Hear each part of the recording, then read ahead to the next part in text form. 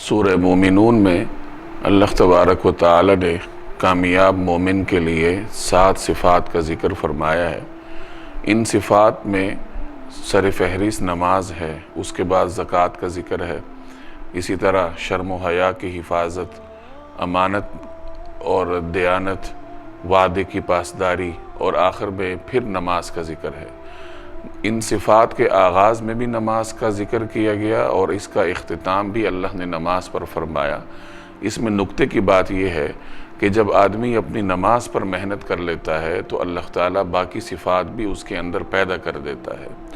اگر کسی آدمی میں کوئی اخلاقی بیماری ہے تو اسے چاہیے کہ جہاں اپنی اس اخلاقی بیماری کا بطور خاص علاج کرے وہاں اپنی نماز پر بھی غور کرے کہ اس کی نماز میں ضرور کوئی کمی ہوگی، یا نماز کی تلاوت میں کوئی کمی ہوگی، رکوع میں کوئی کمی ہوگی، خشوع خضوع میں کوئی کمی ہوگی، نماز کو وقت پر ادا کرنے میں کوئی کمی ہوگی۔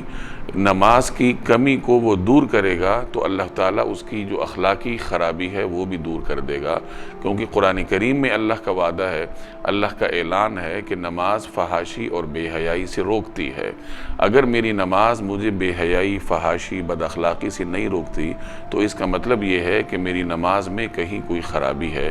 تو نماز درست کرنے سے انسان کے اندر اللہ تعالیٰ اخلاقی اوصاف بھی پیدا کر دیتا ہے۔